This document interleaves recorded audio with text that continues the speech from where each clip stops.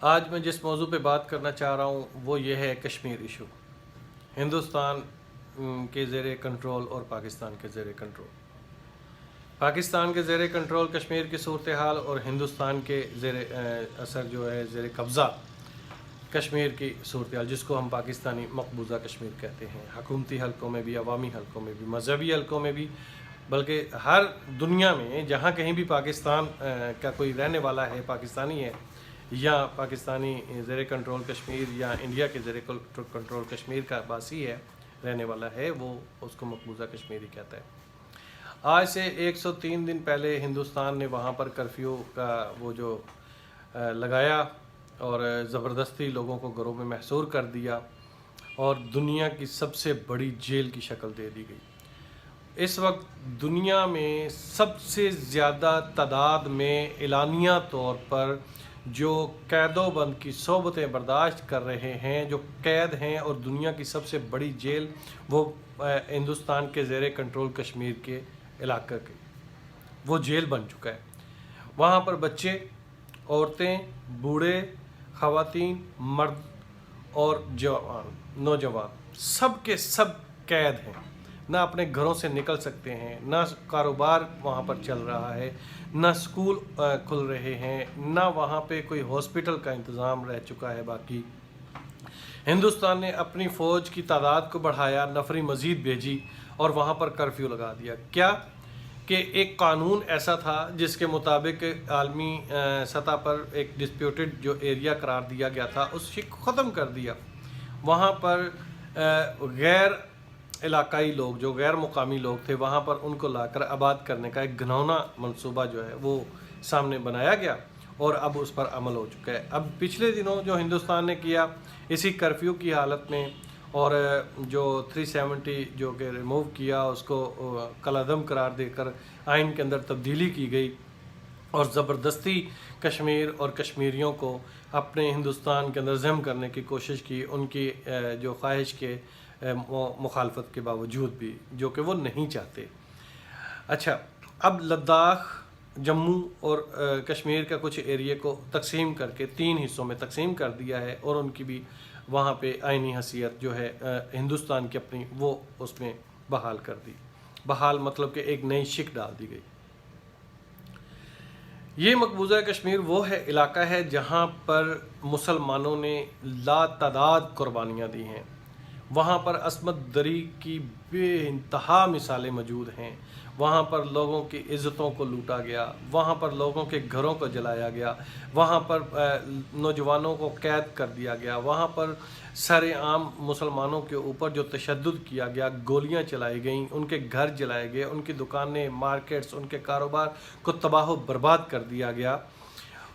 ان کو یہ سزا کیوں دی گئی؟ سب سے بڑی بات کہ وہ مسلمان ہیں، اور دوسرا وہ ہندوستان کے ساتھ نہیں رہنا چاہتے، وہ پاکستان کے ساتھ الحاق چاہتے ہیں، یا ان کے کچھ حلقے ایسے ہیں جو کہ آزاد ایک ریاست کی وہ حمایت کرتے ہیں یا اعلان کرتے ہیں۔ حریت کانفرنس کے جو عہدیداران ہیں، لیڈران ہیں، جو رہنما ہیں، ان کو گھروں میں قید کر دیا، کچھ کو جیلوں میں بند کر دیا گیا ہے، اور بدترین تاریخ کا بدترین تشدد ان کشمیریوں کے اوپر ان کو بند کر کے کیا جا رہا ہے۔ بیلٹ گن کا استعمال کیا جا رہا ہے۔ ایک بہت بڑی تعداد جو وہاں کے رہنے والوں کی ہے وہ آنکھوں کی بینائی سے محروم ہو چکی ہے، وہاں کی نوجوان نسل معذور ہو چکی ہے، وہاں کے بچے معذور ہو چکے ہیں، وہاں کی عورتیں بیوہ ہو رہی ہیں، وہاں کی نوجوان لڑکیوں کی عزتیں محفوظ نہیں ہیں، اور وہ بار بار پکار رہے ہیں کہ اے اہل اسلام ہماری مدد کو آؤ، ہم تکلیف میں ہیں۔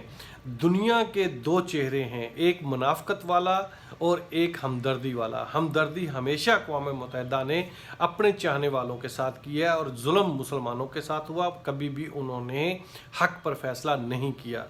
حالیہ دنوں میں جو پیچھے ابھی کچھ دن گزرے ہیں تو ہمارے پرائم منسٹر صاحب اقوام متحدہ کے اندر بڑی پرجوش تقریر کر کے آئے۔ اس تقریر کے اندر انہوں نے پوری عالمی دنیا کو اور عالمی جو حکمران وہاں پر بیٹھے تھے سب کے ضمیر کو جھنجھوڑنے کی کوشش کی۔ بہت اچھی تقریر تھی، بہت اچھے الفاظ کا استعمال کیا گیا، اپنے جوش اور جذبے کو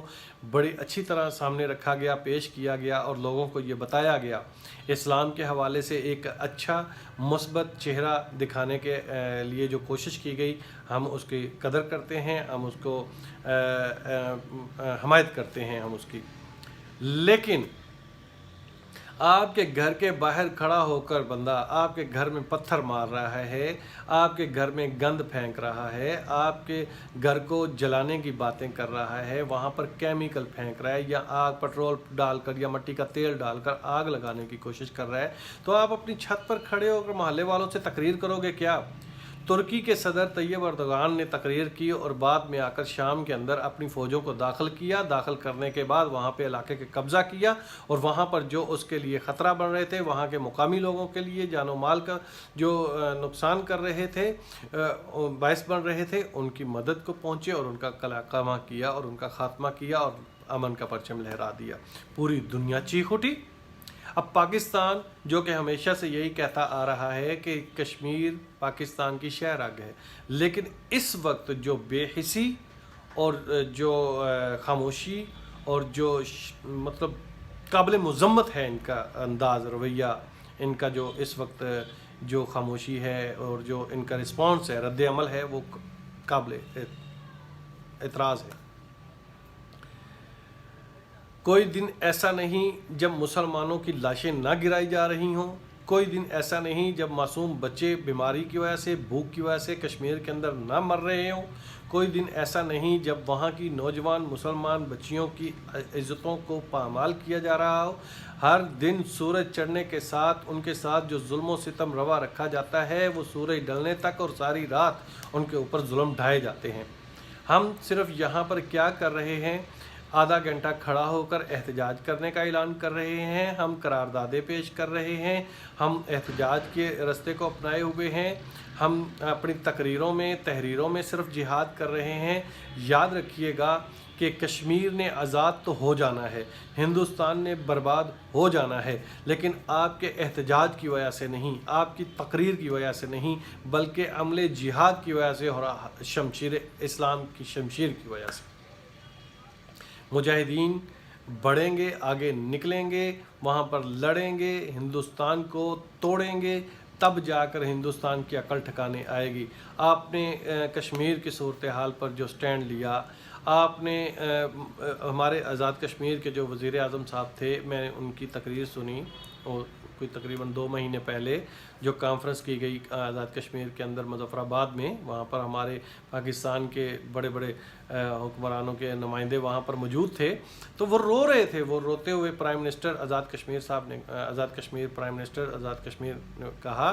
کہ یار وہ ڈالروں کو آپ نے کیا کرنا ہے؟ کھانا ہے، چبانا ہے، پیٹ بھرنا ہے، یہ کشمیر آزاد کروانا ہے، ہم نے لڑ کر کروانا ہے۔ تو ایسے موقع پر ہماری خاموشی، ہماری بے حسی شرمندگی کا باعث بن رہی ہے ہمارے لیے۔ ہماری عوام، پاکستان کی عوام چاہتی ہے کہ ہندوستان کو اس کی زبان میں جواب دیا جائے، ہمارے حکمران چاہتے ہیں کہ نہیں 2-4 جلسوں میں تقریر کی جائے، ہماری عوام چاہتی ہے کہ ہندوستان کے زیر کنٹرول قبضے کے علاقے کو آزاد کروا کر دونوں کشمیر کے حصوں کو جو اس پار اور اس پار ہیں کنٹرول لائن کے، یہ کنٹرول لائن کی خونی لکیر کو ختم کر دیا جائے اور ایک کر دیا جائے۔ تو یہ ساری صورتحال میں ہمیں یہ کرنا ہے کہ ہم نے آگے بڑھنا ہے اور کشمیر آزاد کروانا ہے، ہم نے جہاد کرنا ہے۔ دعاؤں میں یاد رکھیے گا۔ اللہ حافظ۔